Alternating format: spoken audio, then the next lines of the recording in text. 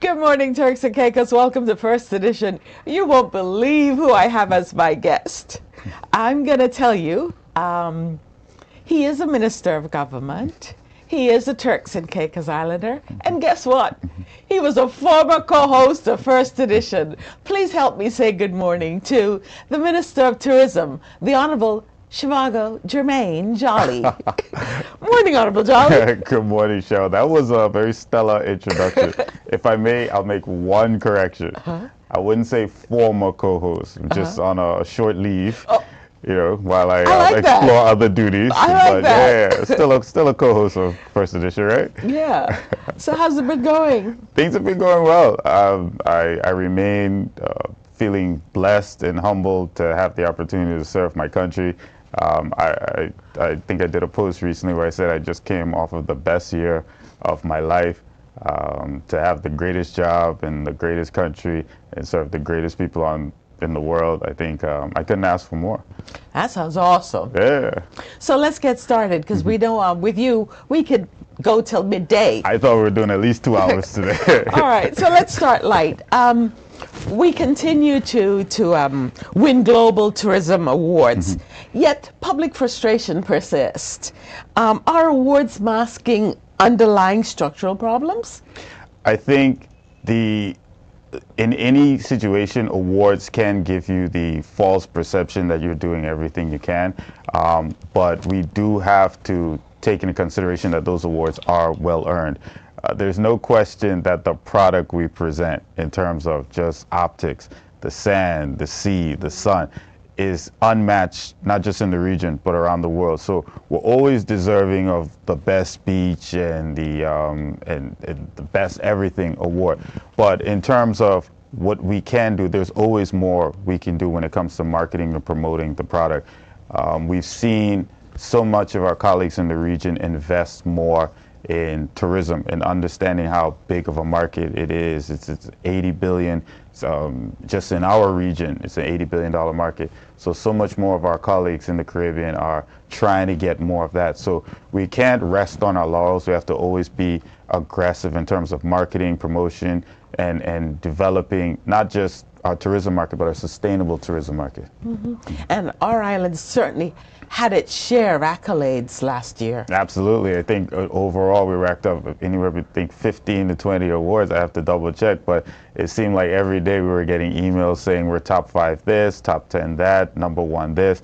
And again, we can be excited about that because we've earned those awards. It's a testament not only to the product, but the work that the entire country does, Experience DCI, our private sector stakeholders, everyone in the industry. But at the end of the day, we have to always keep pushing and always keep working, finding innovative ways to tell the world that Turks and Caicos exists. Yeah. Well done. Congratulations. Thank you. And congratulations to all of us. Yes. So, as a young man yourself, Honorable Minister, what are you doing to ensure that young Turks and Caicos Islanders own, not just work in the industry? So that's a big thing for me. We talk about the tourism industry and talk about having local representation, but the concept has always been employment, right? The job. We want to make sure that local Turks and Caicos Islanders that work in this industry are getting treated fairly, are given opportunities to move up. But what we want to see more is Turks and Caicos Islanders having equity ownership. There's so many different ways to make money in this industry, not just accommodations, but the tours and the products that are available. And the government as a whole has taken the necessary steps in terms of making it a bit easier. InvestTC has increased the range of companies that can now get access to grants and financing, most of them now including water sports, VIP industries that deal in the tourism market. You've seen now the business license legislation that now includes so many water sports industry, maritime industries that also fall under me, that are now completely exclusive. Turks and Caicos Islanders only can apply for these licenses. So we as a government have taken a very proactive step of making sure that our people get the piece of the pie, because I am of the belief that sustainable tourism isn't only about protecting the environment, it's about making sure that the money gets to Turks and Caicos Islanders, because tourism is infrastructure heavy. It really beats up on your country. We're 50,000, 60,000 people. We do 2 million tourists a year, 1 million in Provo, or nearly 1 million in Provo alone. That is so much traffic, that is so much moving up and down. If our people aren't making the money, if we're not the ones benefiting from it, then what's the point? We're really only making money for others to send out of the country. We have to make sure that our money trickles down to our people and not just salaries. It has to be profit and loss. It has to be equity ownership in businesses. Yeah. And Honorable Jolly, having said that, if local participation doesn't improve, are you, as Minister of Tourism and the government collectively, prepared to intervene more aggressively? Absolutely. I think so much you want to do in terms of policy, and I'm very fortunate to serve at the pleasure of a premier who's big on policy, and I've had the luxury over the last year to really learn about how to draft policy, how to make policy people first. But I also think it has to do with relationships and messaging. I need, as the Minister of Tourism, to make it clear to our private sector stakeholders, whether it be hotel owners, villa owners, that access to me, relationships to me in this ministry hinges on your investment in this country and in this people. There was a long time ago where the understanding was made clear. If you want to do business in this country, especially in the tourism industry, if you want to have access in the tourism industry, you have to have shown substantial investment. We saw large hoteliers and developers build basketball courts, fix roads, and I think now more than ever we need that, and we need even more. And you need to show me that you do business with locals. You aren't looking to block them out or close doors when you enter into this industry. You need to show us where the water sports, your concierges are proactively looking for local water sports company, local culturally immersive experience. You're promoting the Turks and Caicos culture as a part of your package. It can't just be about your property being successful. It has to be about the entire country being successful. And you've given them that message. Oh, very, very clearly. Now, tourism numbers, and you mentioned them already, are strong, yet many residents question how growth improves everyday life. What concrete indicators demonstrate that tourism is working for Turks and Caicos Islanders? Well, the numbers are clear. The awards tell us that we're in the right business. Obviously, diversification is more than important. It's no secret that in the private equity world, if you came to me with a portfolio that was purely hinged on one stream of revenue, I would tell you you're crazy, and we'd immediately look at ways to kind of diversify your revenue streams, because you need contingency, right? That's how you build resilience. But at the same time, we've been very successful in the tourism industry. We have a God-given product that so much of our colleagues cannot compete with. And again, the awards tell us. What we now need to do is understand that we have a responsibility to curate and manage and preserve this product sustainably. The growth will happen. Now, there's two factors here. One, the sustainability. We need to make sure the growth matches the infrastructure growth, the social programs. We need to make sure our people grow with it. So we don't want 2 million, 3 million, 5 million overnight tourists in Provo alone. That's unsustainable. That matches the high-end market. We want the growth to spread out to the outer islands. It's so important that North Caicos, South Caicos, Grand Turk, they feel this growth. That is one of my major responsibilities as the Minister of Tourism, to make sure that not just the development projects, but the people go there. And lastly, and most importantly, we need to make sure that the growth is our market. We are a high-end destination. That is the product we have. That is the service we look to provide. I always say it doesn't mean we won't welcome travelers and guests that fall into a different economic scale, but we know what our market is. The second, our source market, this market that we would like to have, is less than the market we're getting. We need to aggressively tweak our marketing, because it means that the noise coming from a different industry is greater than the noise coming from the entity that's responsible for marketing. So that is the that is the economic drivers between tourism.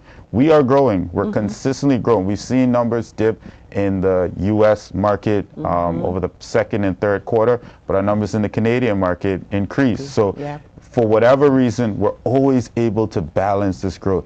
But what we need now is to make sure that we're growing in the right economic range that we want. We want high-end guests, not just from North America. We want European, we want Central South American, we want Middle Eastern, we want African. We want people with money from all around the world. We want to make sure our people benefit. We want to make sure our infrastructure can grow along with it. And we want to make sure the outer islands receive the traffic.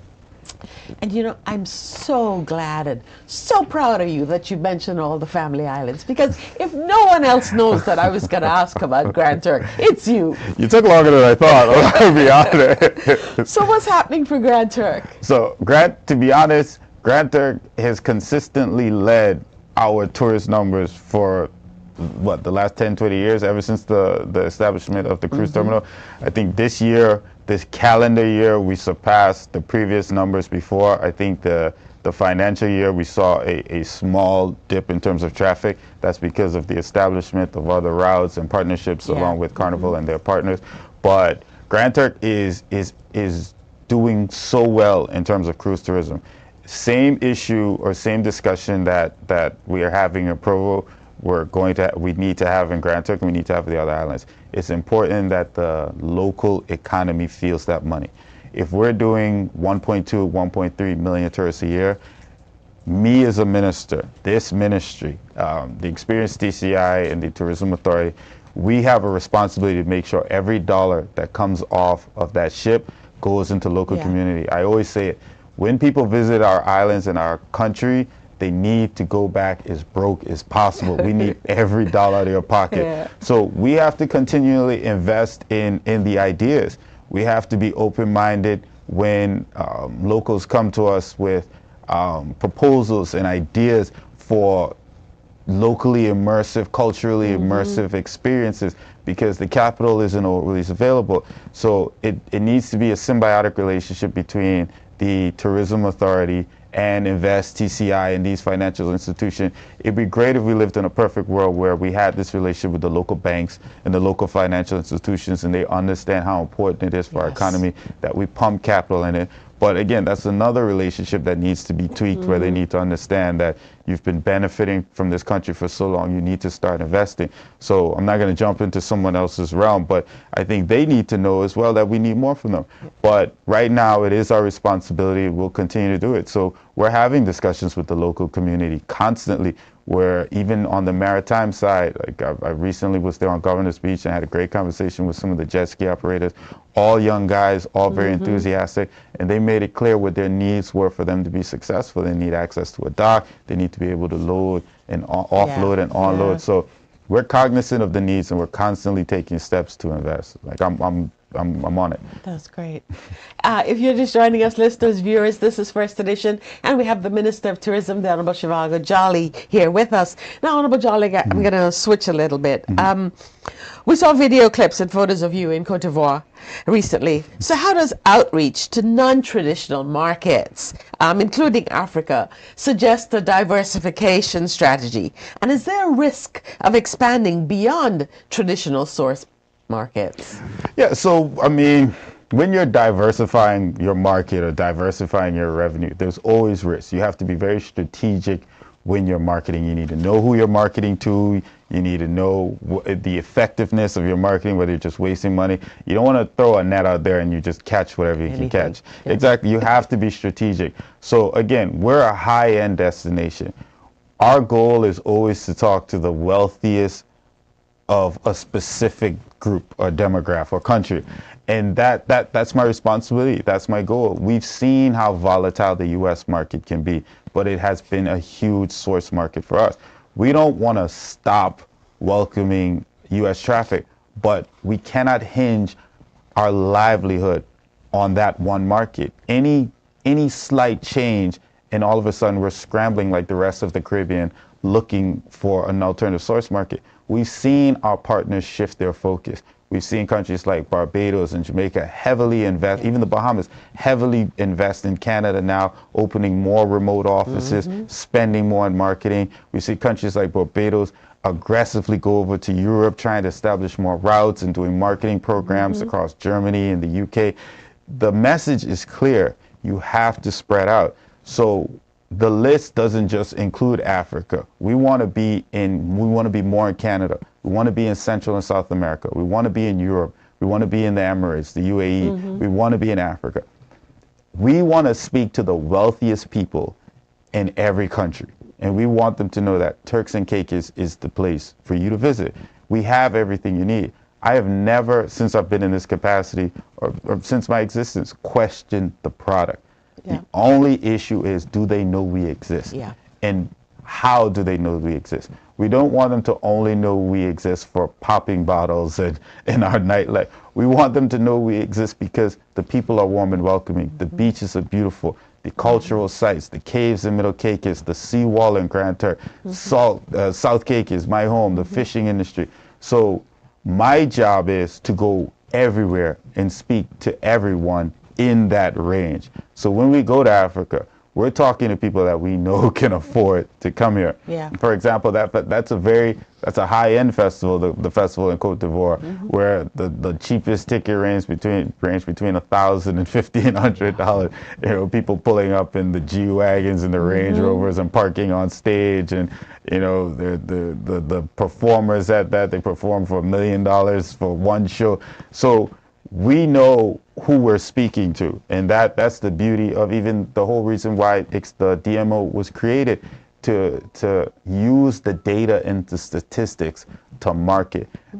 We did well back in the day before data was so readily available because we had common sense. Yep. We knew we had to market in FBOs. We knew we had to market at the owner's box at a football game or a soccer game. We knew where the money was. But money is spread now.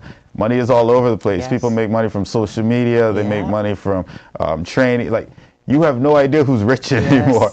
So exactly. The statistics tell us where to go and who to talk to. So I understand, even as a community, why we would always have reservations, and I think I'll always have the responsibility as a minister to do a better job of communicating. I even said this recently. I think the last 6 months I've been on the go so much, I haven't kept up with communicating. I need to be on shows like this more often. I need to explain to my people why we're doing what we're doing, and because for two reasons. One, as a representative, I have a responsibility to always answer to my people. That's what I work for. I serve as the minister at the pleasure of the premier, but I work for the people. Yeah. So I always need to explain to them why I do the things that I do. But the second reason, and the even more reason for me, I need my people to be able to position themselves to benefit from the things that I'm doing, because the only reason I'm out there marketing, promoting, is for them to be successful. So if they know their minister is going to Africa, going to UAE, going to Europe, and telling these people to come, they need to now position themselves to take advantage of this new demographic, this new type of people. They speak different languages, they shop different, hopefully they all spend, but I need my people to understand why I'm doing what I'm doing or we're doing, so they can benefit from it. Yeah. And Honorable Jolly, recently I've heard comments when people go, particularly along the Grace Bay Strip, that, you know, we no longer see the beach. Everything we see is a big building. Would you say that we've reached our tourism carrying capacity? I love the way you threw in carrying capacity. You've got a little industry insight, right? I think you're absolutely right. And it's not just for me to say. I'm a Turks and Caicos Islander, and I live here. I frequent Grace Bay just like everybody else. So my personal opinion would be, you know, of course, we're either at capacity or nearing capacity. But the studies tell us that the carrying capacity report that we received from Target Euro, that was subject to their investigation, says it clear. You Turks Islanders, them speaking to us of course, need to push development and traffic to the outer islands. It is very clear. And it's more based on the fact that Provo needs time to catch up. We had astronomical growth in terms of the tourism industry and development, and that's more a testament to the faith all the investors and all the developers have in our economy, in our model. They know we're on fire and they want to benefit from it. But it's difficult for a government to just kind of pivot and have the industry just respond quickly. Yeah. There's procurement processes, there's contracts and bidding, all these things, these antiquated processes, and you know, we're in a tough situation because we're a small country and our agility is our asset, but we've almost been forced to adapt procurement models and contract models and these kind of models that are from bigger countries that can be slow because they have the huge infrastructure and the resources to accommodate it. They have these big procurement departments with 100 employees, and we're smaller. So it's always going to be a challenge for us, and we'll grow and we'll learn and we'll adapt and we'll do better. But in the meantime, islands like North Caicos, islands like Grand Turk, islands in South Caicos, they deserve the attention from the developers.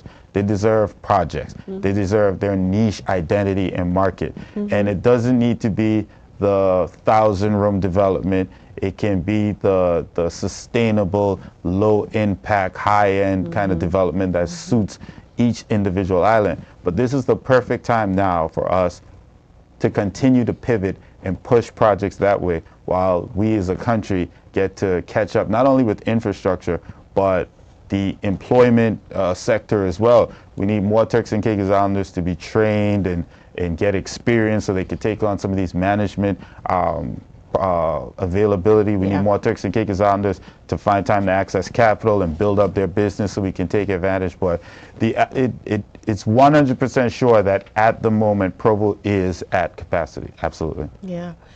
Listeners, viewers, we're talking to the Honorable Shivago Jolly, Minister of Tourism, and he knows when I'm going to pivot. So here we go. I saw your foot twitching. The public announcement that experienced Turks and Caicos will transition to a tourism authority signals a major governance shift.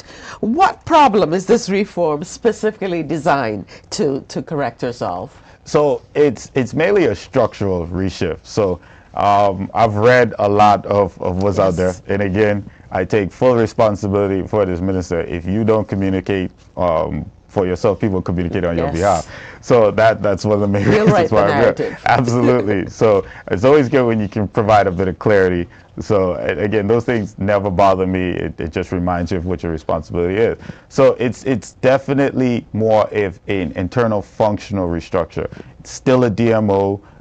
Still tasked with the responsibility of managing the marketing and the products of the Turks and Caicos Islands, but we've had to make an internal structural shift, mostly to fit within the Public Financial Management Ordinance. The PFMO speaks to strong governance, it speaks to transparency, it speaks to accountability. The design we had clashed specifically with the requirements of that ordinance. So we were forced to make a move. Now, obviously, anytime you're building something of that scale, like for example, the initial DMMO, you're gonna have challenges. I commend Experience CCI for the success they've had over the years working within that structure, but immediately coming into this position, in collaboration with the Premier, we identified where the structural clash was, and it was a clear decision that we needed to restructure to a tourism authority internally for it to fit and better perform at the task that we had assigned it. So you mentioned more of an internal structural change. The comments have also talked about, okay, here we go again, we're changing. Are staff secure? Yeah, so again, this transition isn't about the staff performance, it isn't about individuals. This is clearly us having an internal clash with, again, I keep saying the PFMO, a functional issue. It calls for certain guidelines, it calls for a specific structure, and we wanted it to work under that system, but in reality it just couldn't. And I think one of the big characteristics of leadership, especially with this government, but even myself as minister, is understanding when you have to pivot. So again, I understand why persons would feel nervous or concerned about their jobs, or is this a reflection on our performance, but it clearly isn't. This is purely a functional change that had to take place, and it didn't take long coming in as minister and having our interim CEO, and all of us sitting down and saying, you know, guys, why isn't this working? What are the challenges? Why is things taking so long? Why are we having these issues? And it didn't take long for us to realize that the current makeup, the structure, just cannot work under our PFM. And I think it is, and it still remains a very novel concept when you see that we stripped away the regulatory, we created the DTR, we stripped away the regulatory responsibilities, and we realized that the entity needs to only have the responsibility of marketing Turks and Caicos and managing the products, promoting sustainability, promoting culturally immersive experiences for our guests. And that mandate has not changed, but the internal structure will. So this structural change is more or less just to improve or strengthen accountability and coordination. Absolutely. I mean, even if you look at the way the finance was designed, where the money came from the IATA, the departure or arrival tax specifically, the concept was flawed, and this is a correction because we promote sustainability, we promote high end. Our success cannot be contingent on the number of guests we receive.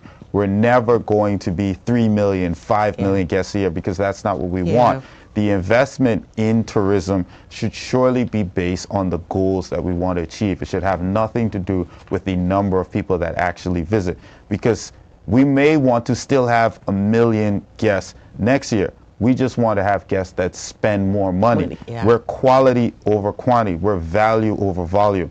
And that's what this structural change represents. Yeah. And Minister, residents often perceive that rules apply differently, allegedly, to large tourism operators than to small businesses. How do you respond to that concern? Well, so that one would be difficult because they have to be specific, but I have heard that narrative before, that some large entities feel like they're more powerful and have more access. I can't speak, I won't dare speak on behalf of the entire government. I won't speak for any of my other colleagues, but I can say very clearly, it doesn't fly with me. That isn't the perception that I want to put out there, and that isn't the kind of elected official I want to be. I serve the people of this country, and that's who put me here, and that's who I answer to. I always said coming in, this is a very difficult position to be in. On one hand, you have this industry that is contingent on large expat investment in terms of development and visitors coming to your country. But on the other hand, you know who you answer to and who you serve. You cannot ever forget that you are the representative of this great country and these people. Every decision I make has to hinge on the success of my people. So there will never be a situation where any large entity could ever feel like they have any leeway or any access above my people. And if there is a narrative that depicts that, I have no problem making it clear that that isn't the case, and I look forward to proving otherwise. Now, I know you're big on culture and heritage. So what role should culture and heritage and storytelling play in our tourism development? An important role. It's a symbiotic experience.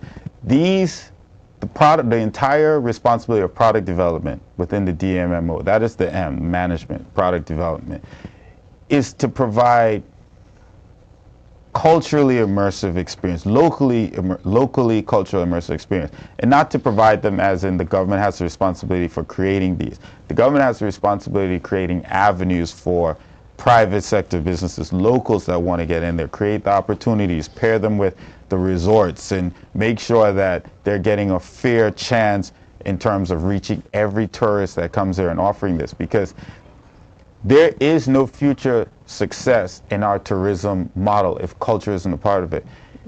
We've seen countries whitewash their tourism product and for short-term gains, and they're unable to compete in the long run. I always say, like, when you look at countries like Jamaica, I have so much respect for the Minister of Tourism over there, because what they've been able to do is tie their culture into their tourism product. It is impossible to visit their country and not experience even a little bit of their culture. And that's what we need. We need it to be tied to everything. You should not be able to visit Turks and Caicos and have a total North American experience. We're not burgers and fries. We're not yellow cabs. And because what stops any other country from offering the same thing? We have to rely on what makes us special. It has to be stew fish and Johnny cake. It has to be sauce. It has to be things that no other country can copy, because when they go back home and they talk to their friends about their experience, they have to be able to say something that doesn't resonate with anywhere else. They can't be able to say I had the best burger in Turks, because then the guy's going to say I had the best burger down the street in my neighborhood. We have to be able to offer, and it's not just the food, it's the experience. It has to be the cave. It has to be the whale watching in Grand Turk. It has to be donkey cart riding in South Caicos. You know, it has to be everything. So we, again, no one's to blame for how things have evolved over time. Life is about adapting and overcoming, and we have been a nation of surviving for so long. And our tourism product has had to evolve through volatility. But the beauty of waking up every morning is you get to correct these things. And that's why I'm so excited. I don't get discouraged. I don't get disappointed about this goal, because I have a task in front of me that I'm so excited about. I get to help reform this tourism product. I get to be a part of writing the ship. And I'm so excited about it. So I'm not, like, I don't look at it is this big problem. I look at it as an opportunity. That was great. Oh, thank you. So what would you say, Honourable Minister, directly to tourism workers who say that the industry depends on them, but they don't always feel protected by the industry? So they're right in the fact that the industry does depend on them. And if they don't feel protected, then we have a responsibility of providing avenues for them to feel so. Now, employment does fall under my my learned colleague, the Deputy Premier, Honorable Robinson. And I know he's been working incredibly hard in that particular industry. Not just him, actually, Honorable Williams. They do have a clear passion for especially hotel employees, and he's constantly having conversations with me about it, and we're looking at ways to partner. But I know from the service charge reform that they're looking at, there's so many other ways. But even, again, me as minister, I have a responsibility, because as much as you do in policy, I keep saying it, relationships and messaging matters. Some of the greatest success that we saw 20 years ago, when our economy was on fire, when the whole world was calling our name, it wasn't just policy. It was messaging. It was relationships. It was people understanding that in Turks and Caicos, you cannot do certain things, you cannot get away with certain things, and you have to do certain things. So I'm of the belief that some of that needs to come back. I think a new version of it, obviously, but I think just like developers, just like hotels, there are partners. We always need to have a relationship. And I intend to always have a good relationship with our private sector stakeholders, because just like we provide a service, they provide a service as well. But at the same time, they always need to understand, I am here to protect my people. And if you aren't treating my people right, then we all have a problem.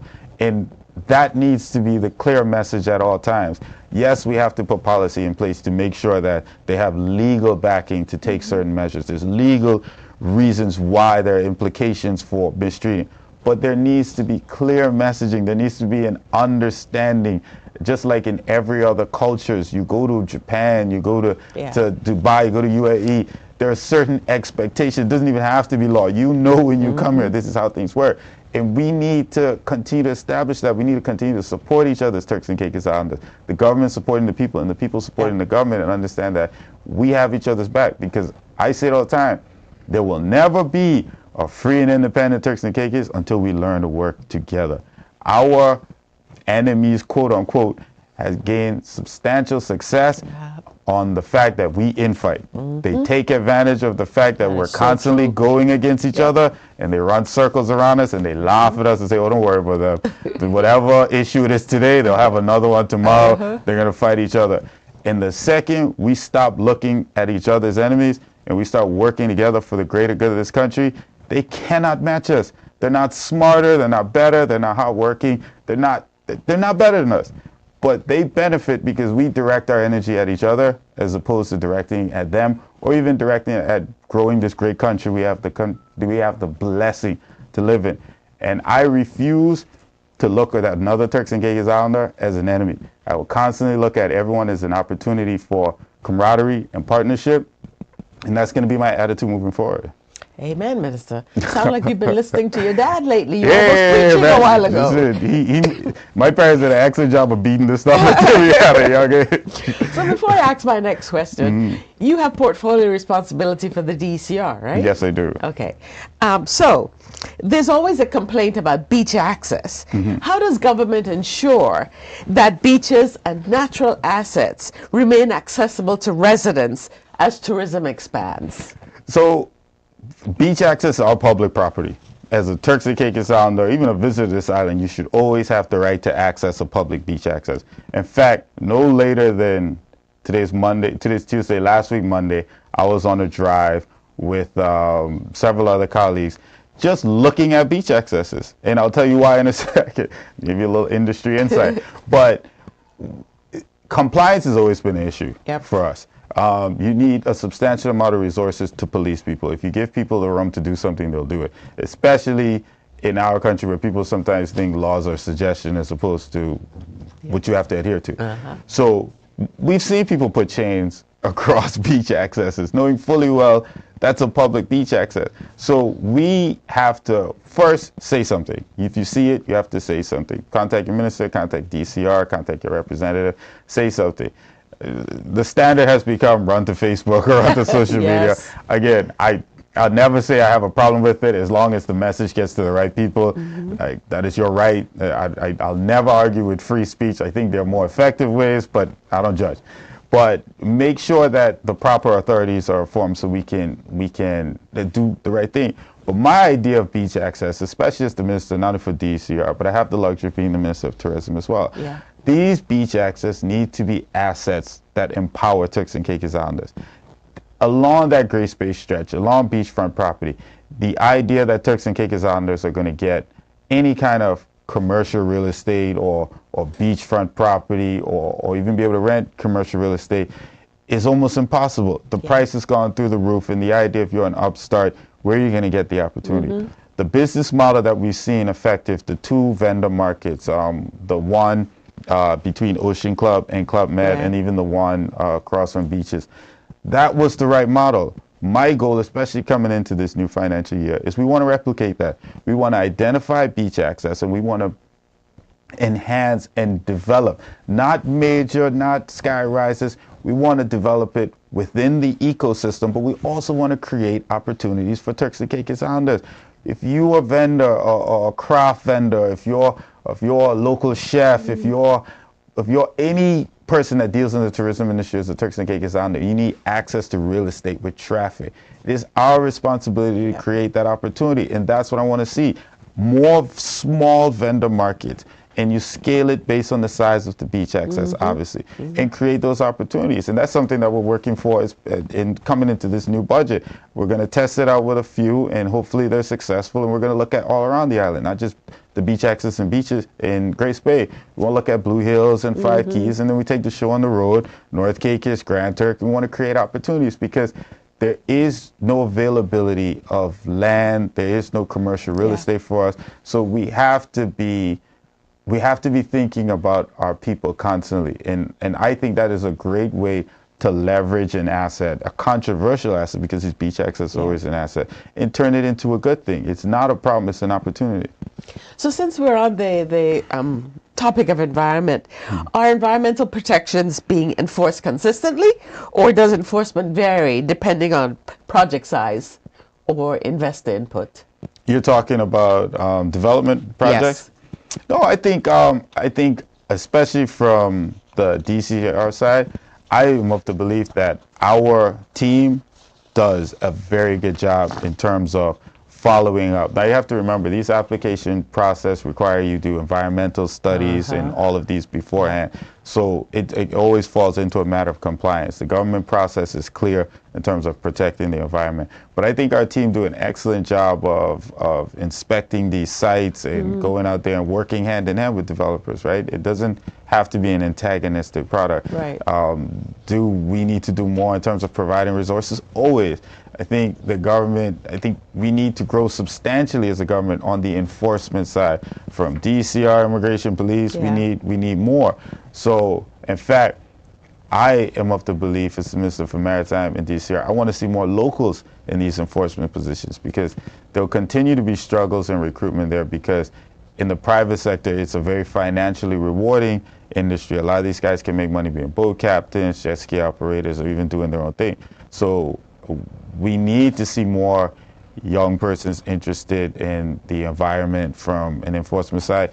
Even the scientific and research side, we need to kind of find ways to generate more interest and encourage our young locals to get into these research, pursue these research degrees and positions, because I would like to someday have to be able to tout having one of the ministry with the most local, the highest percentage of local employees. So I want to commend them. I'd like to take the opportunity to actually commend them for the work that they do, and hopefully we can do a better job of recruiting more locals as well. Yeah.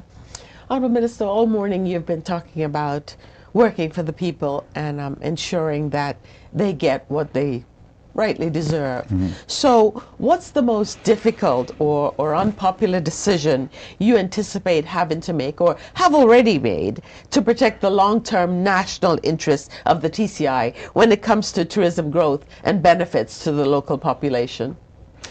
I don't know. I think difficult, it's hard to say whether it's difficult or not, but I think the greatest challenge that I've had to face so far, and that I will continue to face, or the government will continue to face, is again driving the investment to the outer island.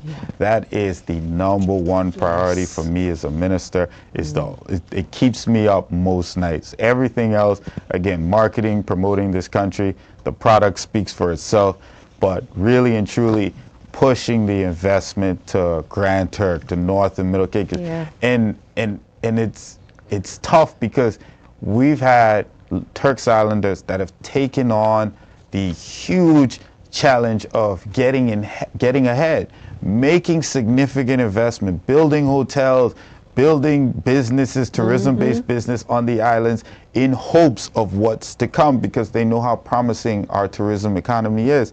So I'm constantly cognizant of the fact that we owe them the traffic, we owe them the hotels, we owe them the people. So that is the greatest challenge, but at the same time, I am looking forward to it. We are constantly having conversations. We are looking at creative ways in terms of like the radio remotes, something that Beaches has perfected, where you bring in their radio hosts and the travel advisors, and you bring them on site and you host the programs from there, and you offer a free vacation for call-in, because they're operating like they're in Boston and Philadelphia and LA, but really they're on site in North Caicos, and we can take them around to the caves and the water sports company, and we can promote it. Bringing in, I think the other day we had this group from, it's a makeup company. It's like the second largest makeup company. I forgot the name already. But I had the pleasure of meeting the CEO, and we had a short lunch meeting. But the entire conversation to her, they've been coming to Provo for years to shoot their videos, and the entire conversation is, why not North Caicos? Why not Salt Key? Why not Grand Turk? So I am diligently working. I don't go anywhere without opening my mouth about the other islands. I did the radio remote interviews. I think I did 15 interviews in 2 hours at Beaches yesterday. It was incredible.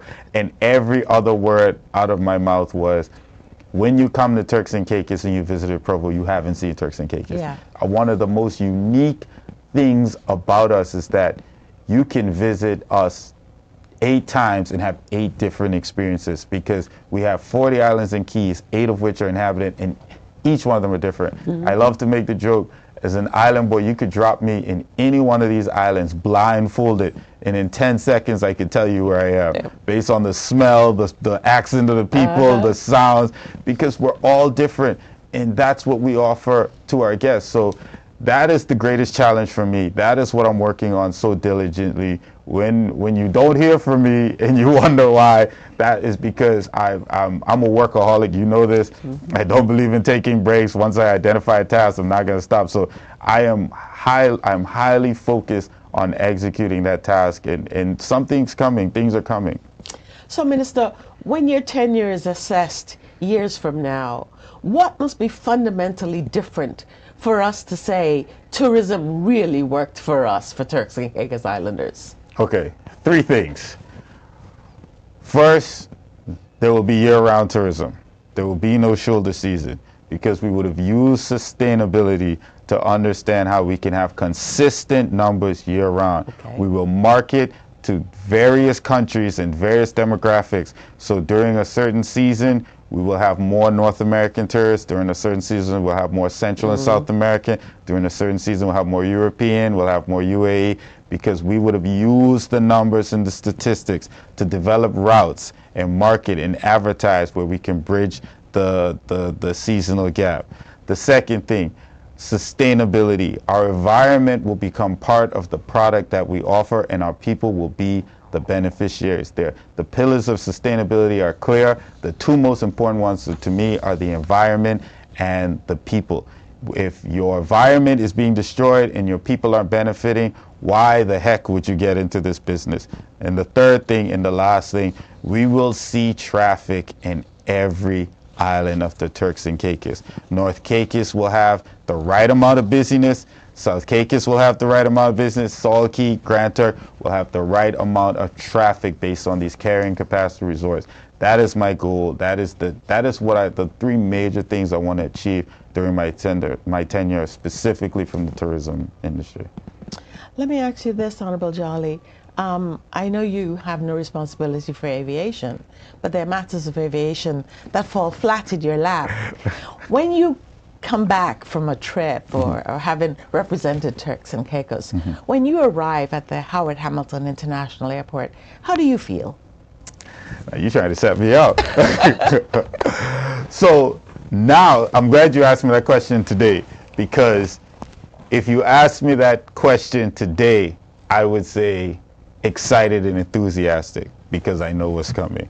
And you would have seen my learned counterpart, the Minister for Aviation and Infrastructure, PPID, recently do an interview where he outlined the upcoming plans for the development of the airport. So I'm glad I only did this interview today and not before, so I can answer you honestly and say I am incredibly enthusiastic for this long-awaited airport enhancement, renovation, and development. So yes, we're looking forward to the terminal extension and the new belts and the new this, and hopefully after that we can then talk about an entirely new airport structure. But I think it's not just me, it's our local community, it's our private sector stakeholders who seem to think that I'm the one you should call to complain about the airport.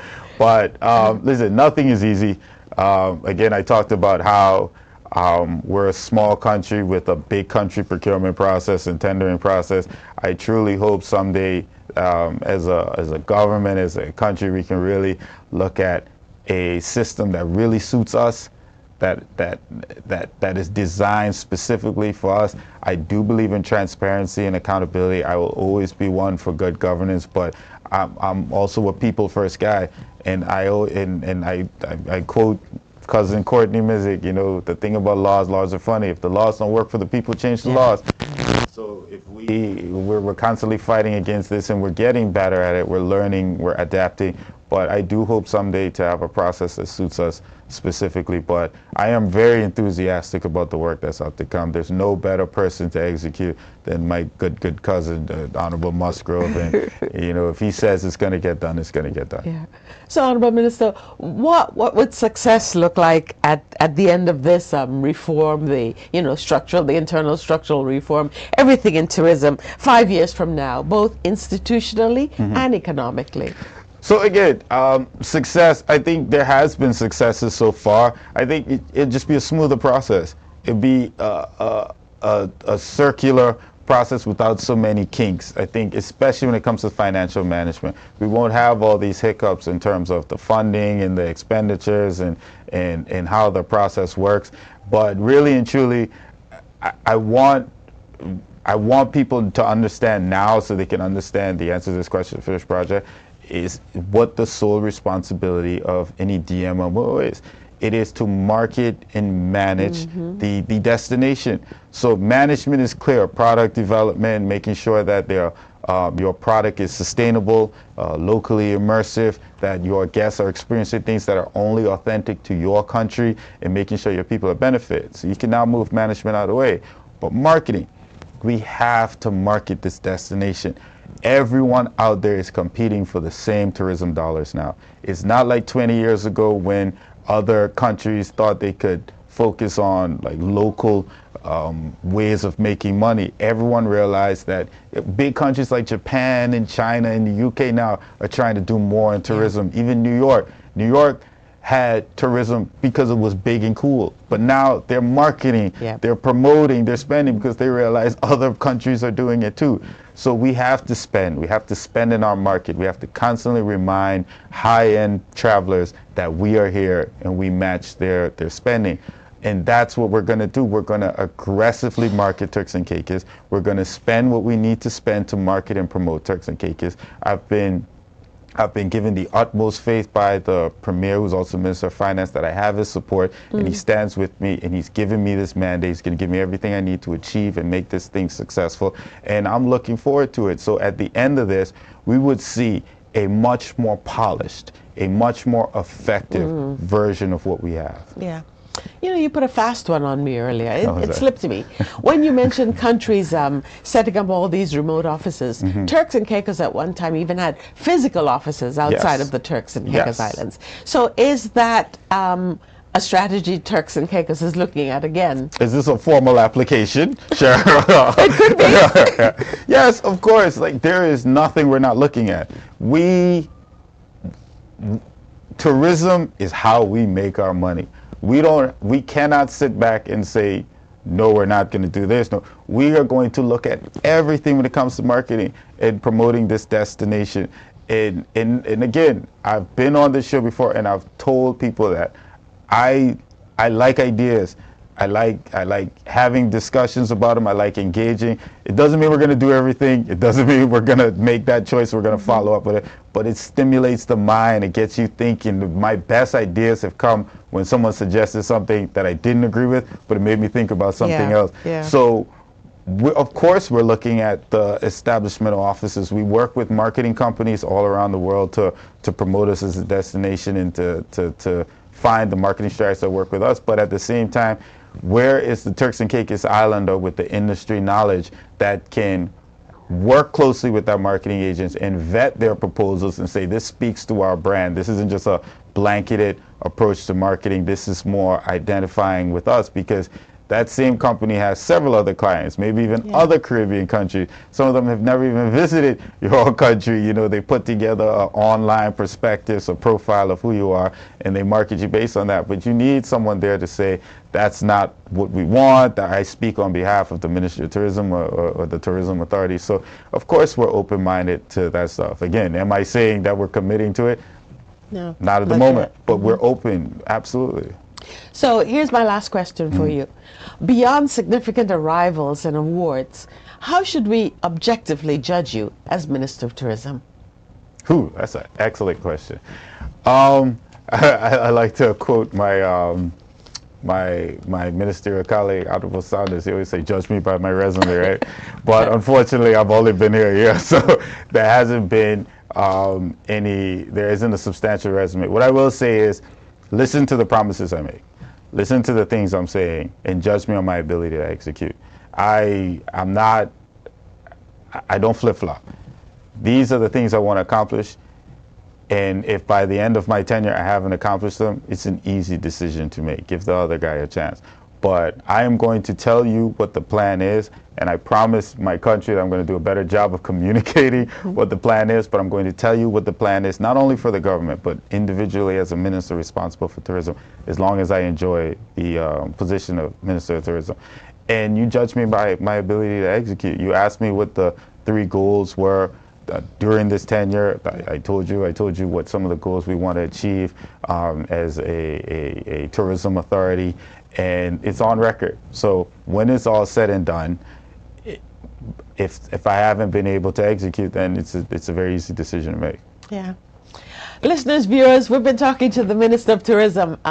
If there's a bit of bias, you know, I can't say I apologize for it, because you know who my guest was. But we've had the Minister of Tourism, the Honorable Shivago Jolly, here with us. Minister, any final words? Well, one, it's always a pleasure to be here with the Cheryl Forman, who I've had the pleasure of working with for a number of years. Every time I come back, it is such a wholesome experience, and I do miss the job. I like my new job way better, but I do miss the job. But in terms of speaking to my people, I think there is so much to be excited about. I know that there are frustrations. I know, again, I can only speak for myself, that the communication needs to be more consistent. It needs to be more specific to what it is we're working on. And I will continually work, not only myself, but with my various departments and my team, especially on the tourism side, to do a better job of communicating on what our plans are. But really and truly, there's so much to be excited about. You have to feel the pivot. You have to feel the change. You have to feel the fact that we understand sustainable tourism better now more than ever. We understand what the numbers are saying and what the statistics are saying, and we can now market and promote and develop better. We can preserve our environment, and we can make sure that Turks and Caicos Islanders are benefiting. We didn't even understand what market spend was 10, 15 years ago. We just looked at arrival numbers and thought we were successful. Now we know that although the numbers are up, the spending is down, which means we have to market more to the spending traveler. Yeah. So everything is there for us to be successful. I'm not going to say be patient. I'm just going to say be invested, be more involved, ask the questions, take the answers and process them. And we need to work collaboratively as a team. But no one is above reproach. Me as a minister, I'm not above criticism.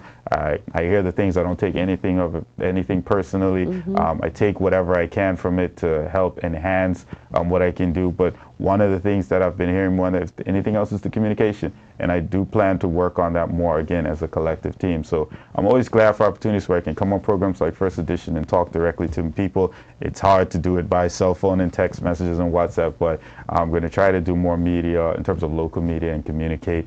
Check the social media. I'll try to do the newspaper, but I work for you, and I'm going to continue to do it. Yeah. Thank you so much, Honorable Minister. We wish you well. Thank you. This has been First Edition. We'll see you again next week.